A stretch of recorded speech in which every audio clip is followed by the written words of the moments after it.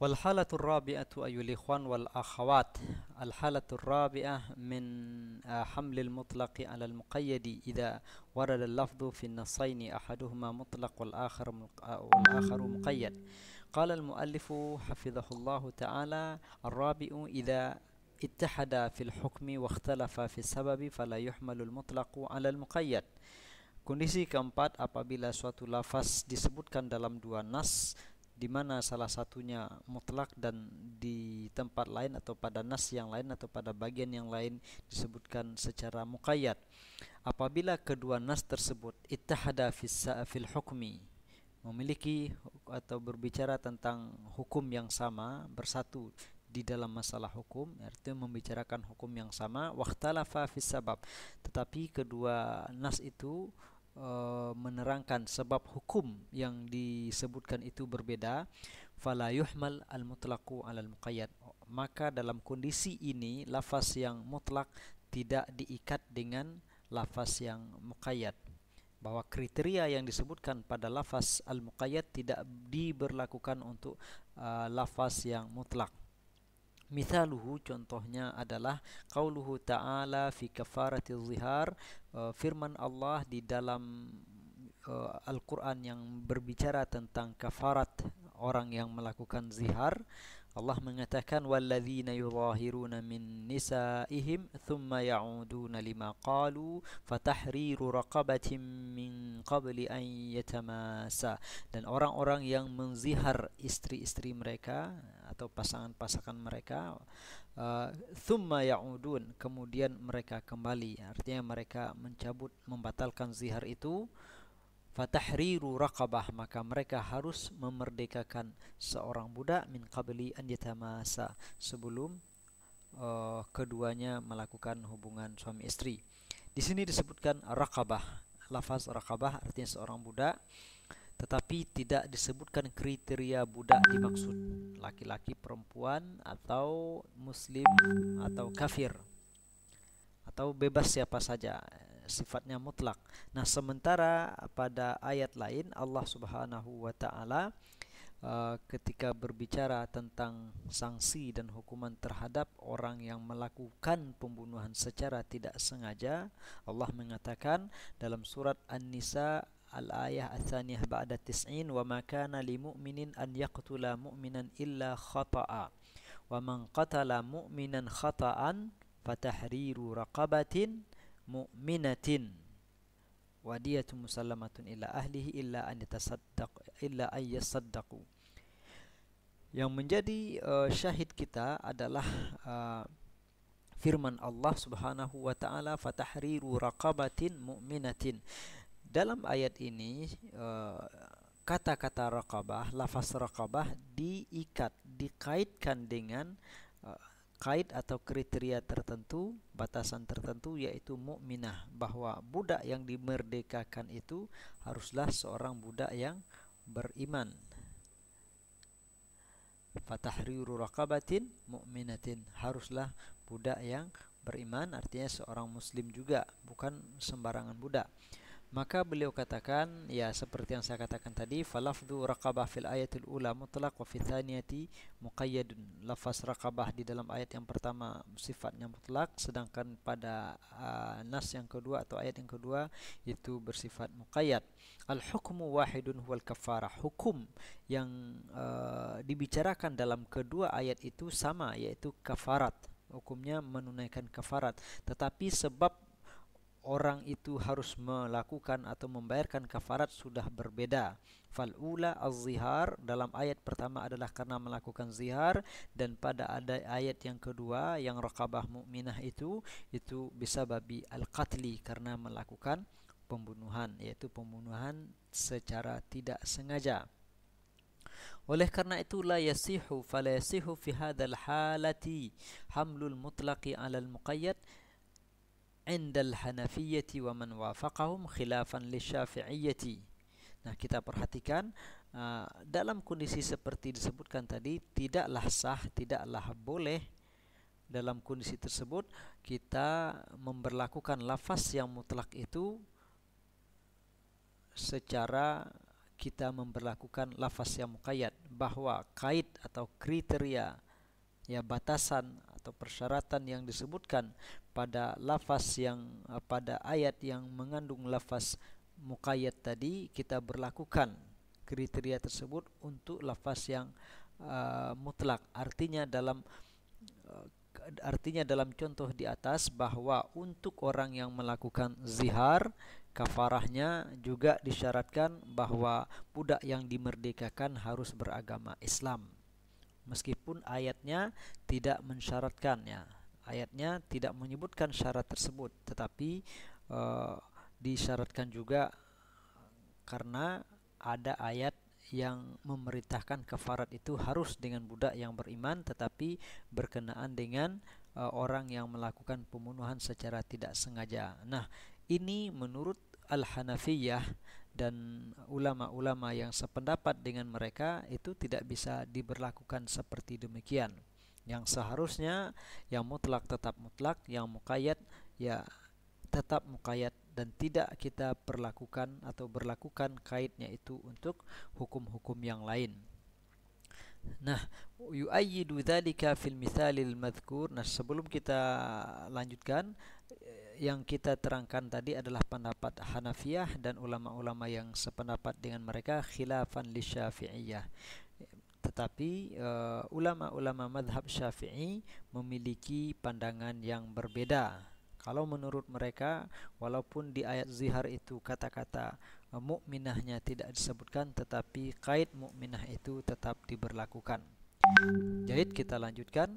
Muallif mengatakan yu'ayyidu dzalika fil mithalil madhkur anna al-kaffarata 'uqubatun syuri'at li'illatin wa likulli hukmin 'illatuhu al-munasibatu lahu faqad tadhharu wa qad takhfa wa la'alla al-maqama huna an tushaddida fi kaffaratil qatli li shiddati amrihi bi khilafi az-zihar wal qaidu fi hadzal hukmi والقيد في هذا الحكم تشديد كما لا يخفى والله تعالى رحيم بعباده فحيث لم يشدد فلا يقال أراد هنا التشديد لكونه شدد في حكم آخر مثل هذا الحكم في مسماه فتلك زيادة في الشرع مشقة على الأمة. Jayid. Nah, yu'ayyidu dzalika maksudnya bahwa pendapat Al-Hanafiyah tadi, pendapat jumhur tadi, pendapat Al-Hanafiyah bahwa tidak dapat diperkenankan kait yang ada di lafaz mutlak diberlakukan untuk lafaz kait yang ada pada lafaz muqayyad diberlakukan untuk lafaz yang mutlak, itu tidak dibenarkan. Hal ini dikuatkan oleh contoh yang kita sebutkan di atas. Nah, bahwa kafarat, hukum kafarah itu tentu adalah hukuman yang disyariatkan, yang ditetapkan oleh syariat kita, oleh Allah Subhanahu wa taala karena alasan tertentu, karena ilat tertentu. Dan likulli hukmin illatuhul munasibah lahu, dan setiap hukum itu tentu punya ilat yang relevan pula, punya alasan atau punya sebab yang sesuai dengan hukum yang ditetapkan itu. Waqad tadhhar waqad takhfa, dan ilat itu, alasan itu terkadang nampak dengan jelas dan terkadang tidak terlihat atau tidak tertangkap dengan jelas. Nah, di dalam hal ini wala 'alal maqama huna, dan ya bisa jadi dalam contoh yang kita sebutkan ini, dalam kafarat ini ilatnya adalah an syuddida fi kafaratil qatli li syiddati amrihi bi khilafil zihar, bahwa kenapa pada sanksi pembunuhan tidak sengaja tadi ada tambahan kaitnya, maka di situ ada tasdid, pemberatan, ya, lebih keras akibat hukumannya, lebih berat sanksinya, karena memang yang dilakukannya itu lebih berat, lebih lebih besar mudaratnya daripada sekedar melakukan zihar. Li syiddati amrihi bi khilafiz zihar, karena kafaratul qatli itu ditetapkan dengan tambahan raqabah mukminah ada syarat tambahan, sehingga tentu syarat itu membuat pelaksanaannya menjadi lebih berat karena ada kriteria, yang satu lagi tidak ada kriteria tertentu. Tentu pelaksanaannya menjadi lebih berat karena ruang lingkup pencariannya lebih sempit. Nah, hal itu bisa dimengerti, bisa dinalar karena kejahatan pembunuhan itu tentu lebih ya mudarat pembunuhan, apakah itu sengaja ataupun tidak sengaja, ya itu tetap lebih besar, ya, lebih besar daripada dosa atau mudarat yang ditimbulkan oleh perbuatan zihar. Nah, wal qaidu fi hadzal hukmi tasydidun kama la yakhfa. Nah, seperti kita katakan tadi bahwa adanya kriteria itu merupakan tasydid, pemberatan, sebagaimana ya bisa kita tangkap secara nyata. Kemudian wallahu ta'ala rahimun bi'ibadihi, sementara Allah itu maha pengasih, maha penyayang kepada hamba-hambanya. Oleh karena itu ketika Allah tidak memberikan pemberatan atau tidak memberikan beban yang lebih berat atau yang memberikan, mempersempit suatu perkara, ya, memberatkan suatu hukuman, maka janganlah kita mengatakan bahwa arada huna tasydid likaunihi syaddada fi hukmin akhar. Allah kita katakan Allah menginginkan tasydid, menginginkan memberatkan hukuman di dalam kafarat zihar itu karena Allah memberatkan hukuman pada memberatkan sanksi pada hukum yang lain, di mana hukum itu sama jenisnya dengan hukum yang dibicarakan, yaitu dalam hal ini adalah sama-sama memerdekakan budak. Nah, sama-sama memerdekakan budak, pada hukum yang pertama diberatkan atau ditambah dengan kriteria raqabah mukminah, maka ketika ada hukuman yang sama, tahriru raqabah, maka ya seyogianya harus sama-sama diberlakukan kaid itu. Hal semacam ini tidak boleh karena Allah itu maha pengasih, maha penyayang. Sepanjang Allah tidak menambah syarat-syarat, maka tidak bolehlah kita menambahkannya, karena itu berarti memperberat beban seorang mukallaf. Nah, karena itu beliau katakan fatilka ziyadatun fi syar'i wa masyaqqatun 'alal ummati. Karena ya apa yang kita lakukan itu berarti menambah-nambah apa yang tidak diadakan oleh Allah Subhanahu wa taala, suatu yang tidak dibebankan oleh Allah lalu kita tambah-tambah sebagai beban, dan itu tentu memberatkan bagi umat, padahal Allah menginginkan keringanan bagi umat ini, bahwa kemudian ada hukuman dan sanksi dan segala macam tetap tidak keluar dari koridor, tidak keluar dari prinsip bahwa Allah menginginkan kemudahan dan keringanan bagi umat. Nah, oleh karena itu sesuatu yang tidak ditetapkan oleh Allah ketentuan yang memberatkannya, maka tidak boleh kita tambahkan karena bertentangan dengan prinsip dasar tadi, di mana Allah menginginkan keringanan dan kemudahan bagi hamba-hambanya.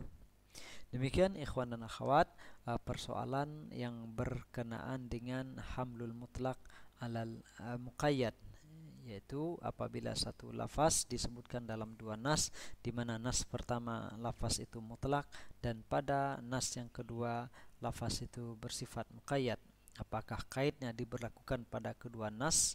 Kesimpulannya adalah diberlakukan jika kedua nas itu membicarakan hukum yang sama dan sebab hukum itu juga sama.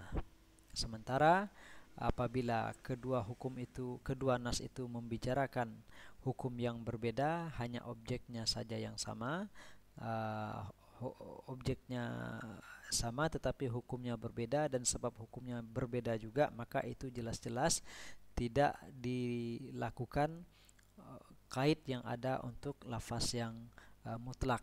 Nah, berikutnya apabila hukumnya sama, sebelumnya apabila hukumnya berbeda, kedua nas itu menyebutkan hukum yang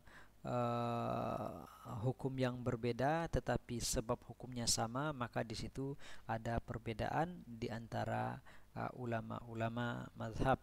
Yang kuat, yang rajih adalah tetap juga al-qaid yang ada pada lafaz muqayyad tidak diberlakukan untuk lafaz mutlak. Kemudian pada kemungkinan yang keempat, yaitu kedua nas itu membicarakan hukum yang sama tetapi sebab hukum itu ditetapkan berbeda, maka ulama juga berbeda pendapat, tetapi yang rajih adalah insyaallah bahwa juga tidak diberlakukan hamlul mutlak alal muqayyad dalam kondisi tersebut.